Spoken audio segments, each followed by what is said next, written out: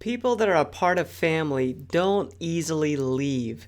So, what you want to do with your church is help people connect and feel like they're part of the family as quickly as possible. That's done strategically by having a ministry model, a way of doing things, a way that your vision is executed in your church in a very consistent way, and you have a strategy that you're going to lead people right into the family of the church. So mainly, there's two basic things that we want to touch on with the ministry model. One is the attractive nature of the ministry, like how do you attract people to come to the church, and then what is the family dynamic? What does that look like? And then there's some things in between that you might have. But what is it that attracts people? And then what is it that is the inner circle where people feel like they're part of family? And we want to basically make those two things happen as quickly as possible, so people can move from just being coming to the church and then getting connected into a deeper sense of family as quickly as possible. That's how you get people to stick around, and there's not this backdoor issue that takes place. The Bible gives us a great model in the temple. There's an outer court, an inner court, and a holy of holies. And there's an outer court where just about anybody can come into that. It was meant to just to be attractive to a lot of different people. And then as you move closer into the center, there was this more of a sense of God's family, and you had to do some things in order to be a part of that. A lot of times churches, we put up some things, and it's really hard to get into the church in the first place. But if you're strategic, you can create an easy on-ramp, an easy entry point, and then as you go deeper, you can do some very spiritually deep things, some deep teachings, all those different. You could take people a lot deeper in their faith. If you're strategic about it and you do it in the right way, people will be very receptive of it, and it's a great ministry that takes place when that happens. So this is a model that I want to show you. Basically, there's a highway, and then there's these on ramps that are coming onto the highway.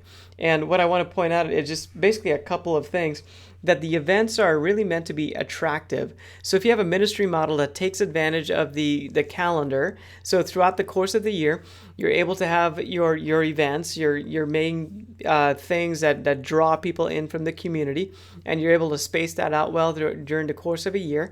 That way you don't have too many things going on. That's a trap that a lot of churches fall into as well. There's just too many things going on. What you want to do is have them spread out just right, so that you take advantage of the different times of the year and the resources of the church, so that you do that well and you attract people well. And then you have these on-ramps, and the on-ramps are really designed to flow into the lanes of the church. And the lanes are what we're describing, like that family dynamic where people get connected with each other on multiple occasions.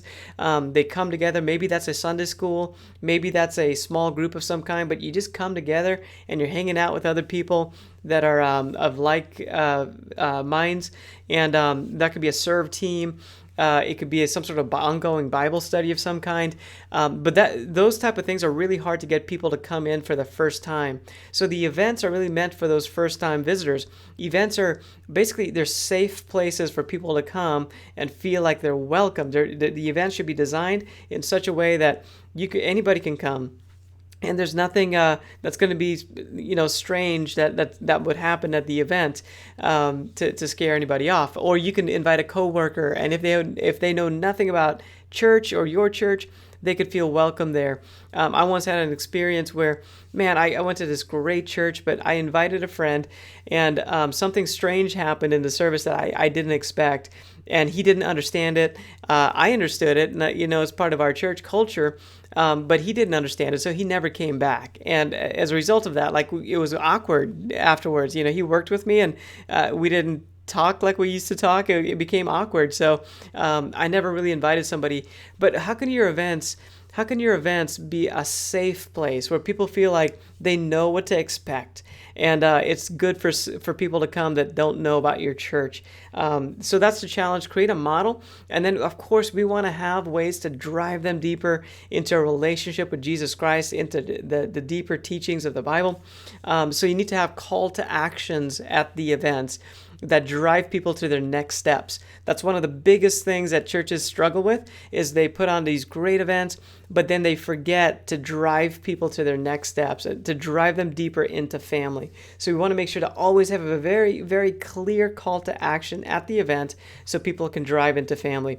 One church we're working with, we had a men's event, and then at the men's event, we were very strategic to say, hey, we have these smaller groups of men that get together on a regular basis that we want you to be a part of. So that was basically the lane where people get into family in the church with those small groups that meet on a regular basis. So the event was very attractive, had food and games and just a lighthearted atmosphere, and men came together and just had a good time.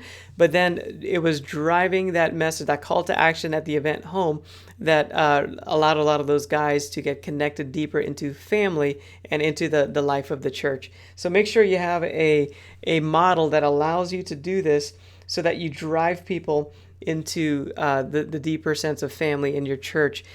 Be intentional. Don't be a drifter with the church and how you do ministry. Don't just do things just to do things, but have a purpose behind it. That's really how you attract people and how you close the back door. So people come, but then they want to stick around. They want to be a part of what's going on because there's an intentionality that you have in place to drive people deeper into family.